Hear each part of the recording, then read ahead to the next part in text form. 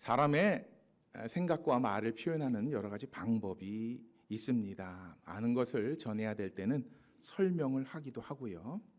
그리고 들은 것을 전달해야 될 때도 있고요. 또 그것이 정확하게 전달돼야 될 때는 증언이라는 형식을 띠기도 하지요.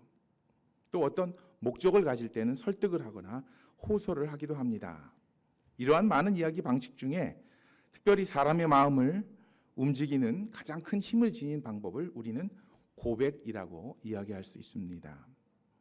그것은 고백이 사람의 마음을 가장 깊이 담고 있기 때문입니다.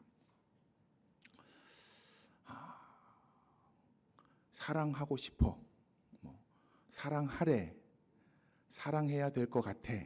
이것보다는 정말 진짜로 내 마음은 당신을 사랑합니다. 이런 고백이 사랑의 고백이 있듯이 하나님을 향해서도 하나님을 기뻐하는 우리의 믿음의 표현 역시 이 고백이어야 하는데, 진정한 고백, 지식과 상상이나 자기의 욕심이 아닌 나의 마음과 어쩌면 나의 삶의 눈물까지도 담겨진 고백, 그것을 하나님은 원하십니다. 오늘 본문은 수제자인 베드로를 비롯한 제자들에게 예수님께서 원하셨던 믿음의 고백에 관한 이야기입니다. 몇 가지 저희가 마음에 꼭 담아야 되는 중요한 의미들을 알려줍니다. 먼저 첫 번째로는 참된 믿음의 고백은 세상적 가치를 따를 수 없음을 저희들에게 알려주십니다. 예수님은 물론 제자들 모두가 마음이 세상의 힘과 명예를 따르지 않기를 간절히 원하셨습니다. 예수님의 마음을 본문의 말씀을 통해서 역시 보여줍니다. 본문의 첫 시작이 되는 22절을 같이 한번 보시겠습니다. 22절 좀 띄워주시죠. 네, 함께 읽어볼게요. 시작. 예수께서 즉시 제자들을 재촉하사 자기가 무리를 보내는 동안에 배를 타고 앞서 건너가게 하시고, 예수님께서 제자들을 배를 태워서 바다를 건너서 가게 하셔야 되는 그 이야기를 오늘 22절은 시작합니다. 근데 저희가 본문의 말씀을 살펴보면, 자, 화면에 계속해서 띄워주세요. 두 단어가 나옵니다. 즉시, 그렇죠? 그리고 재촉하셨다.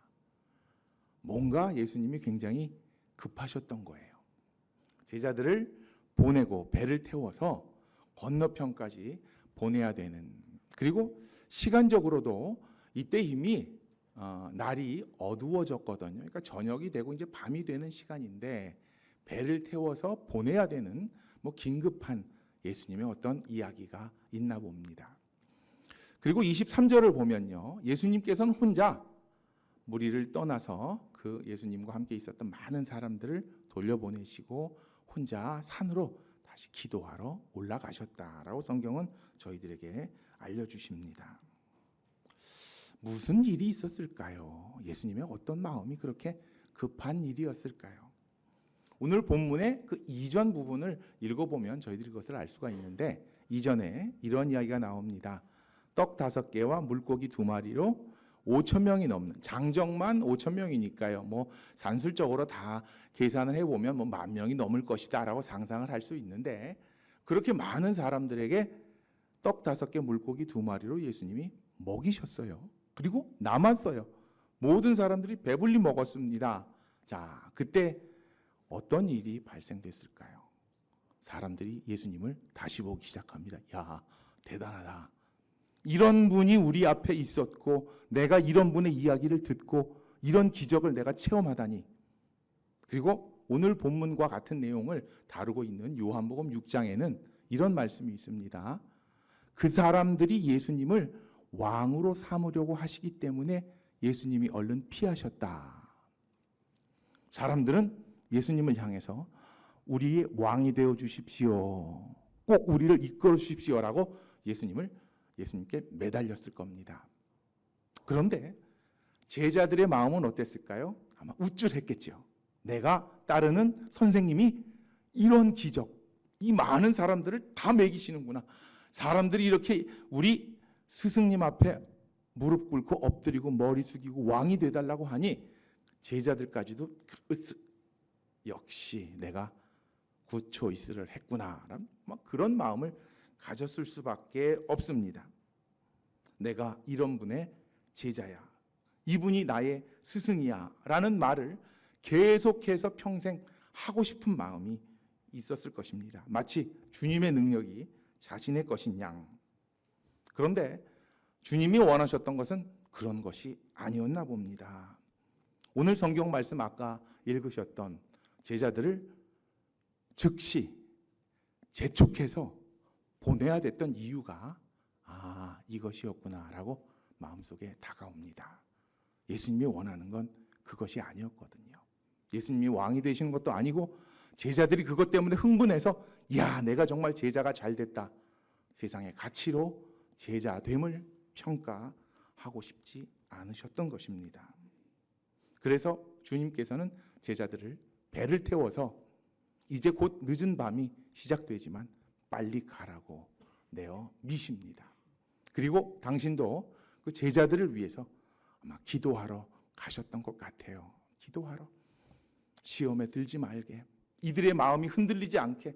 앞으로 이들이 가야 될 길은 영광과 욕심의 길이 아니라 눈물과 희생과 죽음의 길인데 하나님 이들의 마음을 붙잡아 주소서라고 간절히 기도하고 싶으셔서 기도해야 되기 때문에 예수님은 바로 산으로 올라가셨습니다. 아까 읽어드렸듯이 요한복음 6장에도 15절을 보면 이 말씀이 정확히 설명되어 있습니다. 예수께서 그들이 와서 자기를 억지로 임금으로 삼으실 줄 아시고 다시 혼자 산으로 떠나셨다라고 저희들에게 보여줍니다. 결국 예수님의 마음은 그것이 아니었습니다. 예수님이 듣고 싶은 고백은 우리의 왕이 되어 주십시오. 우리를 계속해서 먹여 주십시오. 이 먹는 것보다 더 큰 것을 이루어 주십시오. 어떤 그런 외침이 아니었습니다. 계속해서 스토리는 이어집니다. 두 번째로 주님의 말씀대로 제자들은 배를 타고 나가는데 이 제자들이 풍랑을 만납니다. 오늘 본문 24절과 25절이 그 내용을 담고 있는데 아까 읽으셨던 거 생각하시면서 다시 한번 읽어볼게요. 24절입니다. 시작. 배가 이미 육지에서 술이나 떠나서 바람이 거스름으로 물결로 말미암아 고난을 당하더라. 자, 그리고 25절 읽겠습니다. 시작. 밤 4경에 예수께서 바다 위로 걸어서 제자들에게 오시니. 예수님께서 오병이어의 기적을 베푸셨던 벳세다라는 곳에서부터 게네사렛과 가버나움까지 이제 건너가라고 배를 타고 예수님이 말씀을 하셨는데 수킬로가 됩니다. 한 5, 6km 되는 것 같아요. 그런데 이제 밤에 가다 보니까 방향을 잡기도 어려웠을 것이고 이때는 나침반도 없잖아요.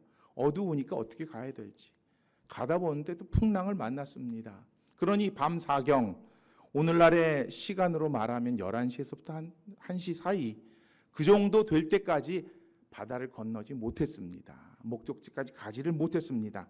자, 이 상황에서 제자들이 어떤 생각을 하게 됐을까요? 제가 그 자리에 있어도 저도 이렇게 생각했을 겁니다. 예수님 참 너무하시네. 그렇게 멋진 이 이적을 베푸셔 놓고 우리를 이렇게 내모셔야 했나. 사람들이 우리를 보고 환호하는데 우리의 스승을 왕으로 세우겠다고 이야기하는데 그냥 이렇게 바다로 내쫓기듯이 서둘러서 와야 됐나. 아마 불평이 그 마음속에 모든 제자 다 가득했을 것입니다. 하지만 살아야겠기에 노를 젓고 그렇게 파도와 싸우며 헤매고 있는 사람들이 이 제자들의 모습이었던 것이지요. 그때에 주님께서 물 위로 걸어서 그들에게 다가오십니다. 그 밤에 컴컴해서 아무것도 안 보이는데 주님께서 다가오십니다. 그러면 제자들이라고 하면 그리고 주님을 믿고 따랐다고 하면 아, 이제 주님이 오시는구나. 왜? 그 전에도 주님의 엄청난 기적을 체험했거든요. 주님이 오시나 보다. 그렇게 이야기가 전개돼야 맞는데 아닙니다. 주님을 알아보지 못합니다. 그리고 제자들이 소리칩니다. 유령이다. 누구를 향해서? 예수님을 향해서 유령이라고 얘기합니다. 왜 이런 일이 발생됐을까요? 저는 가만히 생각해 보면 제자들의 마음속에 불만, 물론 고난과 불안이 있었습니다만 그것 때문일 수도 있겠습니다만 예수님을 향한 불평, 불만으로 가득 찼을 것 같아요. 이게 뭐야? 이게 뭐야?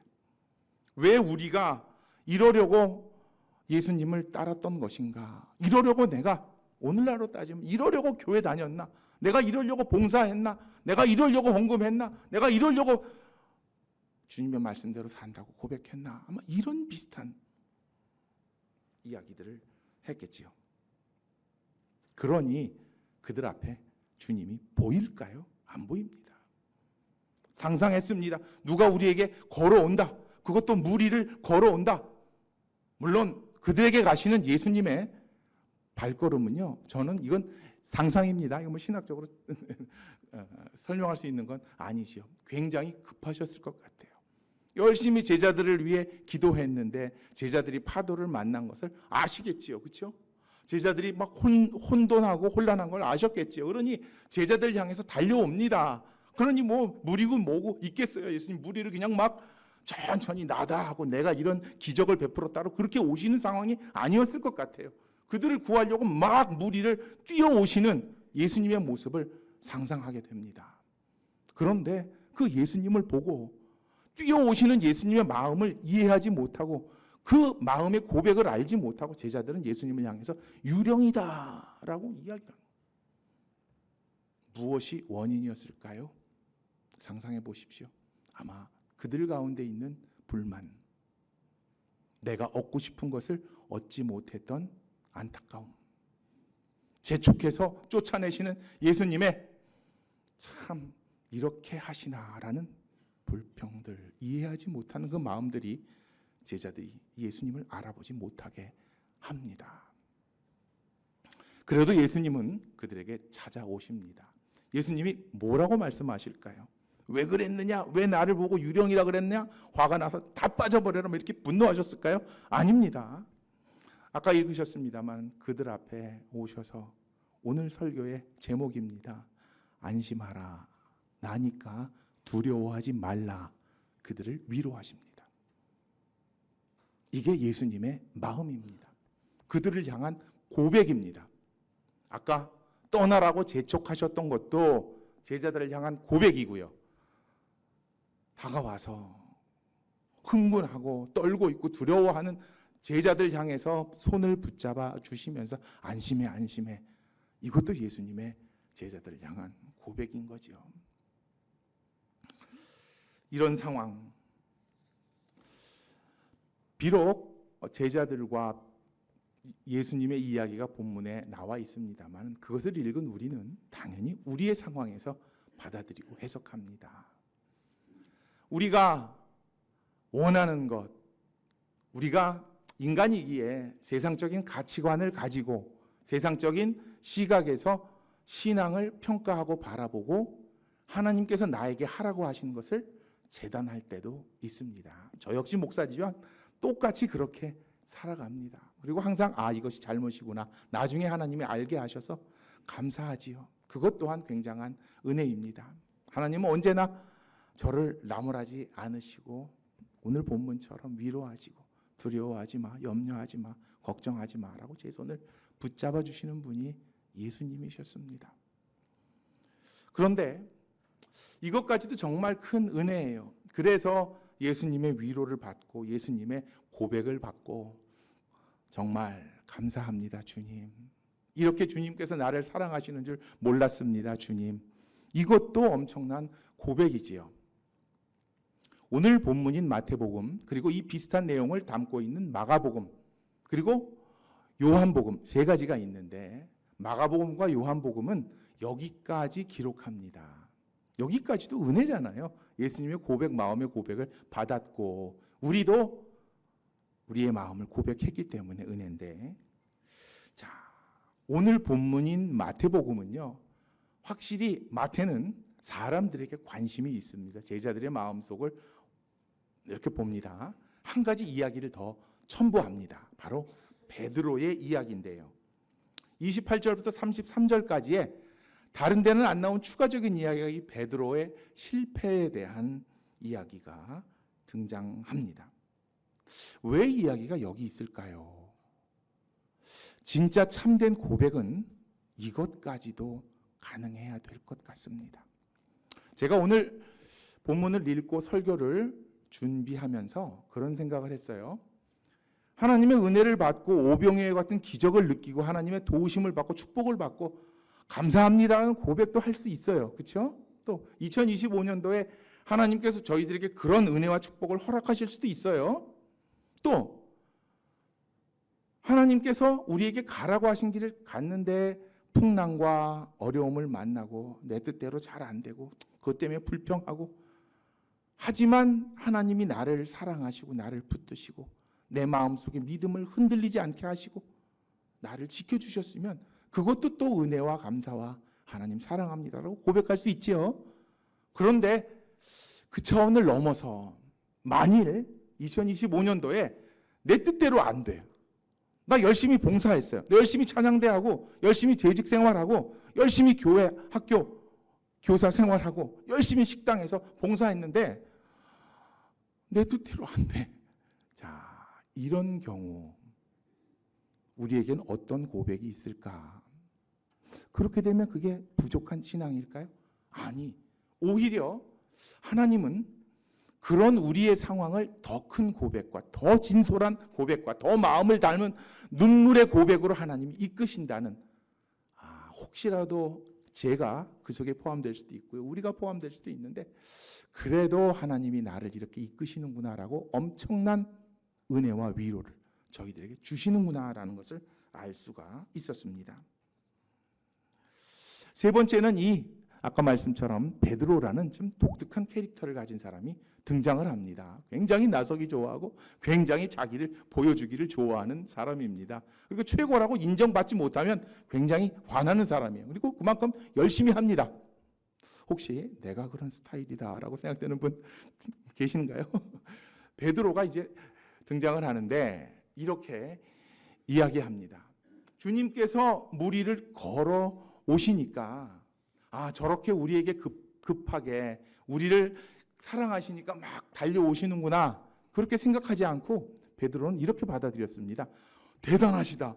무리를 걸어오시다니 저런 능력이 나에게도 있으면 좋겠다. 아마 이렇게 베드로는 순간적으로 믿음이지만 그런 욕심을 가지게 됐었던 것 같아요. 베드로가 이야기합니다. 주님, 나에게 오라고 말씀하십시오. 주님이 말씀하시면 저는 갈 수 있습니다. 이것도 믿음이잖아요. 그렇죠? 가겠습니다. 다른 제자들은 다 못해도 저는 가겠습니다 라고 이야기를 예수님께 합니다. 예수님 베드로를 잘 아시지요? 뭐라고 말씀하실까요? 그래, 와라. 실패해서 빠질 줄 압니다만 예수님은 베드로를 건너오라고, 무리로 걸어오라고 말씀하십니다. 그 말씀 듣고 베드로는 물 위에 발을 내딛습니다. 그리고 걷습니다. 몇 발자국 걸었을 것 같기도 하고요, 바로 빠졌을 것 같기도 한데 성경은 이렇게 이야기합니다. 베드로가 물 위를 내려가는 순간에 세상이 보이기 시작하는 거예요. 파도가 보이고 어려움이 보이고 바람이 느껴지고, 인간이니까 신앙인이지만 그것도 가장 용기를 내서 예수님을 따라가고 싶었던 열정적인 신앙인이지만 그에게도 세상이 보일 수밖에 없는 거지요. 그 순간 베드로는 어떻게 됩니까? 물속에 빠져버리고 맙니다. 그때 예수님께서 베드로를 꺼내주십니다. 천천히 꺼내셨을까요? 그래, 좀 힘들어봐라, 고생해봐라, 그래 욕심냈는데 아니에요. 성경 어떻게 기록됩니까? 예수님이 즉시 베드로를 손을 내밀어서 붙잡아 주십니다. 빠질까봐. 이런 분이 예수님이세요. 혹시라도 우리가 우리의 한계 때문에, 우리의 욕심 때문에, 우리의 문제 때문에, 나의 성향 때문에 베드로처럼 실수를 해도 예수님은 얼른 즉시 우리의 손을 붙잡아 주시는 분이라는 겁니다. 그리고 말씀하십니다. 믿음이 적은 자야, 왜 의심하였느냐? 야단치는 것 같지 않아요. 예수님의 고백인 것 같아요. 왜 의심했어? 나만 바라보고 오지 왜 그랬어?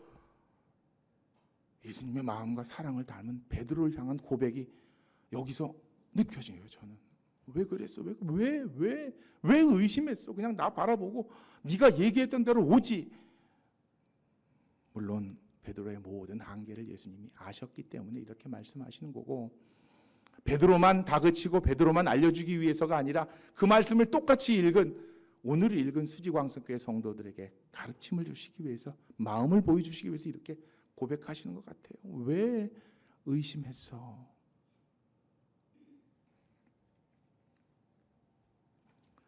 자, 오늘 본문에 여러 가지 고백의 이야기들이 나옵니다. 막 배를 태워서 서둘러서 보냈던 예수님의 손길도 사랑의 고백이고요. 고난 속에서, 풍랑 속에서 헤매이는 제자들 향해서 달려오셨던 것도, 무리를 막 뛰어오셨던 것도 예수님의 고백이고요. 그들을 일으켜서 안심해라, 두려워하지 말라, 따독거려 주셨던 것도 예수님의 고백이고요. 오늘 본문에 베드로에게 손을 붙잡아 주면서 왜 의심했느냐, 이것도 예수님의 고백입니다. 여기 모이신 모든 성도님들 똑같은 예수님의 고백을 받고 누리면서 사시지 않습니까? 아멘 해주세요. 사시지 않습니까? 그렇죠. 그런데 예수님이 듣고자 원하시는 것은 이제 우리의 고백입니다. 혹시 오병이어의 사건을 보고 와 대단하다, 예수님 최고입니다, 임금입니다, 이것도 고백입니다. 그것도, 근데 예수님이 좋아하시는 고백이 아닌 거예요. 혹시 저희가 그런 고백만 하려고 준비하고 원하고 있다 그러면 한번 좀 더 깊은 신앙의 세계로 나의 마음과 나의 영혼을 한번 좀 담궈 보시기 바랍니다. 고난 속에서, 어려움 속에서 불평과 한계 때문에 고민하고 예수님을 못 보고, 예수님은 당연히 오셨지만 예수님을 못 보고 못 느끼고 그러고 있었던 우리, 그런데 예수님이 찾아오셨어요.